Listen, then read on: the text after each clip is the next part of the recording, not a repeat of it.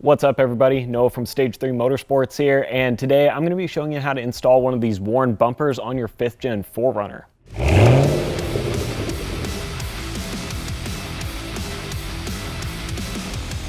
First thing you want to do is pop your hood, and we're going to remove these 13 plastic clips that are holding this plastic shroud over the top of the radiator. And these are pretty simple to take out, so you're just going to want to grab a pry tool or a flathead screwdriver, and all you need to do is push on the center of the clip.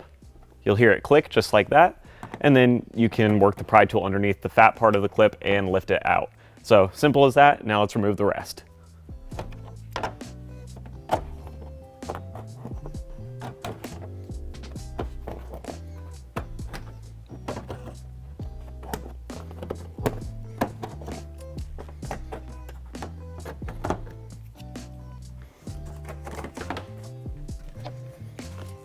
Now you'll need to remove this 10mm screw from the center post of the grille, as well as these two plastic clips that are next to the headlights.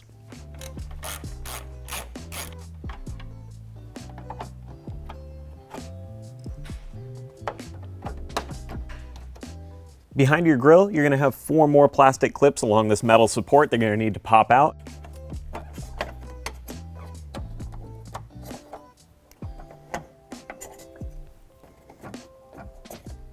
Moving down underneath the truck, we've got a splash guard here that we need to remove. So there's going to be a couple 10mm screws here along the bottom, as well as a little plastic clip in the center. So we're going to pop all these out and we can drop this whole guard out of here.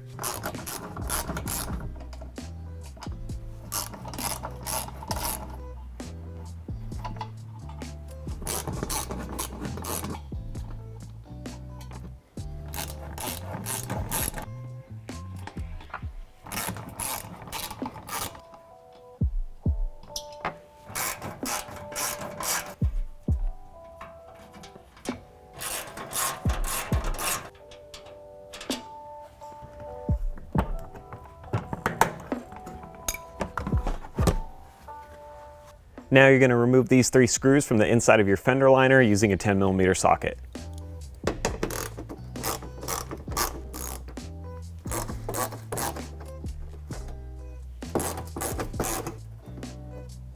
Also make sure you remove the 3 screws here on the underside of your bumper that are holding the bottom of that inner fender liner.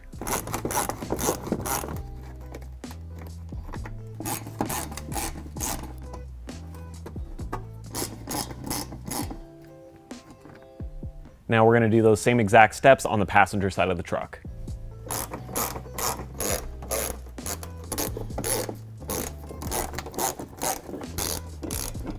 So we're to the point now where we're going to need to remove this whole front bumper cover, and as you go and pry this thing forward, you're just going to want to be cautious of any lights you have. So obviously your fog lights, you're going to want to reach in and disconnect if you can, and then any off-road lights you have, you're going to want to disconnect as well. And we're going to start by prying on the edges where it meets the inner fender, kind of work its way out, and then we should be able to bring this whole thing off the front of the truck.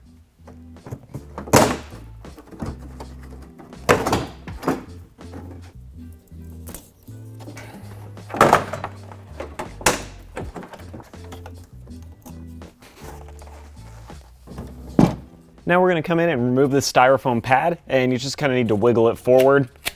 You'll see there's 2 posts that are holding it in. With the foam removed, we're going to have 3 nuts inside each of these holes on the ends of this crash bar, and we're going to need to back those out with a 14mm deep well socket.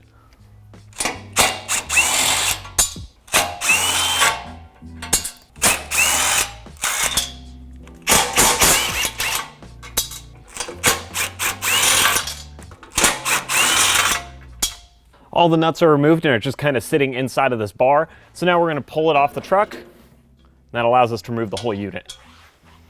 Now you're going to want to get in here and remove these 4 screws that are securing the frame extension bracket. And these are going to be a 14mm as well, but they're on here pretty tight, so you may need to use a breaker bar to get them loose before you pull them back.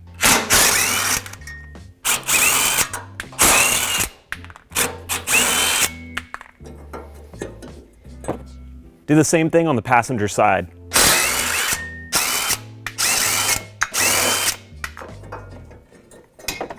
Now is going to be a good time to get under here and remove your front skid plate as well. So just use a 12mm socket and you're going to remove 4 bolts underneath here that are holding it up. And once it's out of the way, we can move on.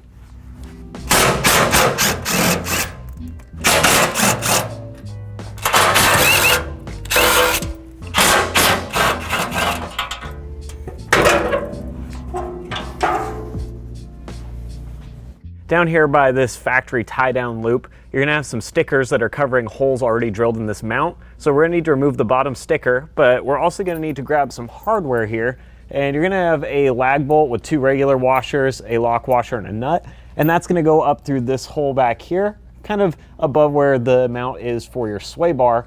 And what this is gonna do is allow us to mount this extension bracket. So you'll see once we bring it up into place here, it's gonna sit just about like that, and there'll be kind of a L shape here that's gonna point out away from the inside of the truck.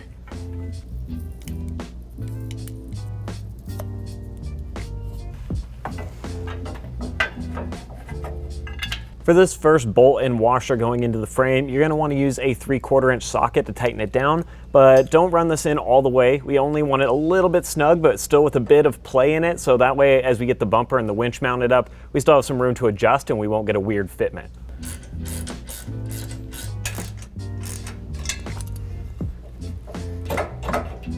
Moving towards the back, you're gonna wanna grab that lag bolt with that washer on it. I'm gonna slide this through the frame. You're gonna wanna use a 5/8 socket here for the bolt head, and then you're gonna wanna use an 11/16 wrench on the other side for the nut.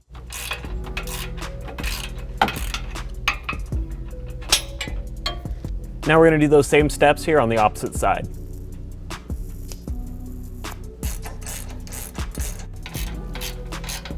Moving back up to these plastic shrouds, you're gonna have to do some trimming here, and you can pull these off of the vehicle if you want to cut them just separately on the bench, but I've found that a lot of times the tabs holding them will break and they'll just kind of crumble apart if you pull them off. So I'm gonna do it here where it's easier to see how much I need to cut as well. I kind of tried to mark it with a silver line so you guys have some idea of how much you need to remove, but this is the driver's side, so I'm gonna lay into that with a Dremel, chop this piece off, and then we'll do the passenger side.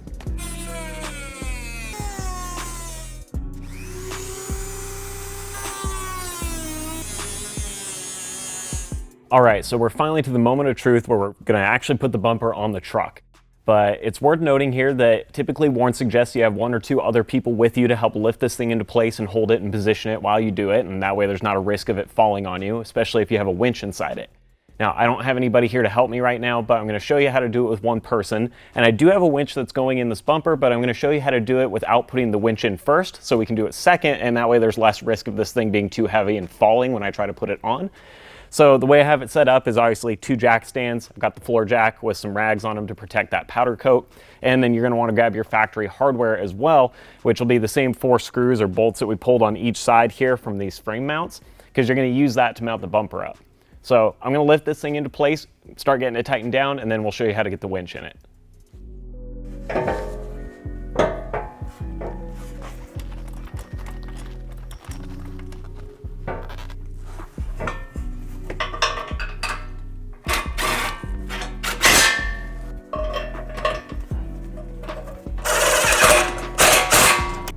All right, so you can see I got the bumper onto the truck, and this is that factory hardware that we needed to reuse. Now, before you tighten this down all the way, make sure that you do have the bumper centered, and you can kind of see that the holes are ovaled out so that there's some space to go back and forth.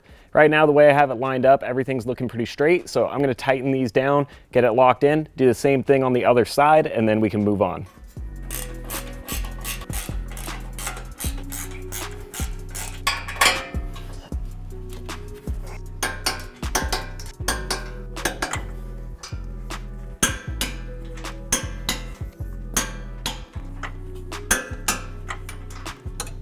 Now we're gonna move down to this empty hole that meets up with the bracket that we added to the frame earlier, and you're gonna wanna grab your lag bolt with a washer on the front. We're gonna push this through that hole, and then we're also going to have another washer, lock washer, and nut for the back. So we'll slide those into place. And then to tighten those down, we're gonna use an 11/16 socket and a 5/8 wrench. That way we can lock this in. And after we have this tight, then we can work on the other 2 bolts that we ran through the frame earlier that we left loose.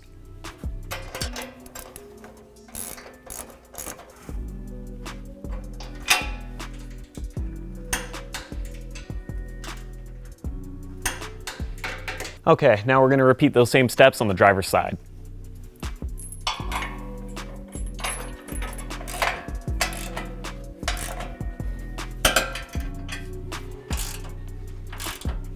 So now we're to the tricky part of actually getting the winch into the bumper. And what I've done here is laid a couple layers of blue tape across this first edge, and this is going to protect that powder coat and keep it from scraping up the winch too badly as it goes in here. But the next thing you need to do to give yourself some space is remove 2 of the screws that are going into the subframe piece so you can push this hose up and out of the way. And I find that it usually helps to use something like a zip tie or some wire so you can bind this up and give you that space. Then once we have that clear, we'll drop the winch into place. We can pull the cable down through the front, and I don't have the hook on the winch yet. It's actually still just the empty line. So that way there's plenty of room here and I can add the fair lead afterwards without having an issue. So with all that being said, let's get this thing tied up and we'll try and drop the winch into place.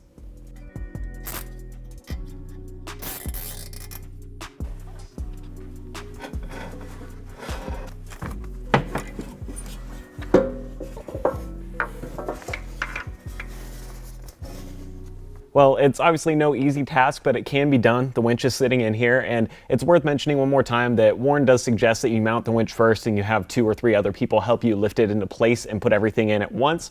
You'll certainly do a little less damage to the powder coat and everything that way, but that's not always an option if you don't have an extra hand around. So this way does work to get the job done. Now from here, it's going to vary a little bit depending on what winch you have and what your setup is. So I have a Xeon 10S, and I'm going to mount this thing up with the hardware that's included and get the fair lead in and everything else and run the wiring. But you'll just want to kind of refer to your specific manual for whatever winch you had to make sure you know what hardware you're using and what your torque specs are and everything like that. So I'm going to do this real quick and then we'll move on to the rest of the actual bumper install.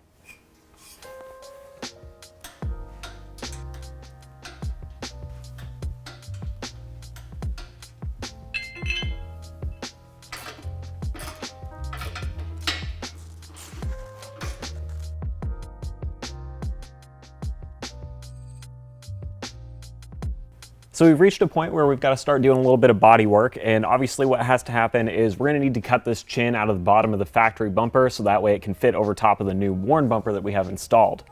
Now on TRD trucks you generally have a cover piece like you see here that's either like a satin black or a silver. Mine's obviously been truck bed lined, but this gives you a good template for where you need to cut, and I'm going to just use Sharpie to kind of trace it out and then lay some tape on there to protect the painted parts of the bumper. But if you have an SR5 and you don't have this trim piece, you're gonna have to be a little bit more delicate about how much you take off because you're gonna have to kind of measure it out and eyeball it. But you'll see how much I cut once I have it lined up, and that'll give you something to work off of. So I'm gonna trace this out real quick, and then I'm gonna flip the bumper over, remove the cover, and we should be good to go for starting to cut it.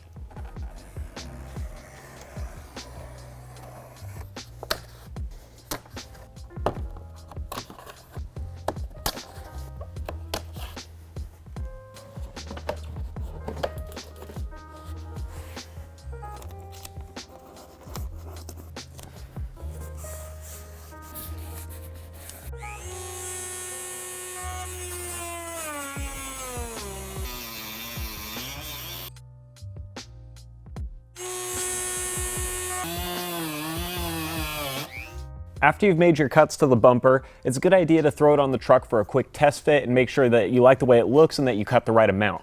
So in this case, I've got it sitting up on here. You don't have to reinstall all the clips and hardware and everything again. Just get it into place so that you can see how it fits around the Warren bumper. Now, I'm pretty happy with how this came out. It looks like everything's trimmed exactly the way it needs to be. So from here, all I'm gonna do is pull the bumper back off. I'm gonna remove the tape and clean up those edges a little bit, try and sand everything down, and then run some door trim along it so that way it looks a little bit more finished. And once I have that ready, then we can work on the full reinstallation of the factory bumper.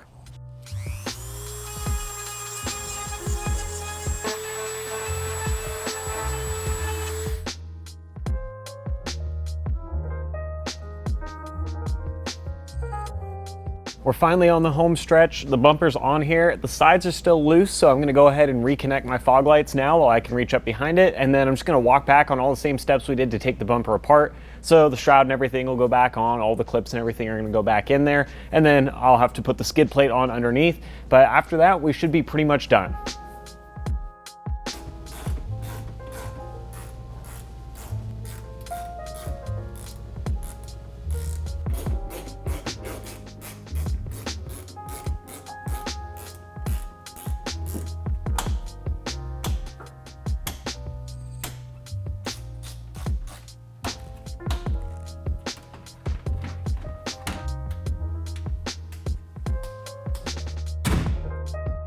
I almost forgot to mention, you're going to want to add these straps on the sides of your bumper, and it comes with hardware in the kit, but basically one end attaches to a pre-drilled hole here on the worn bumper, and the other end's going to attach to the factory plastic.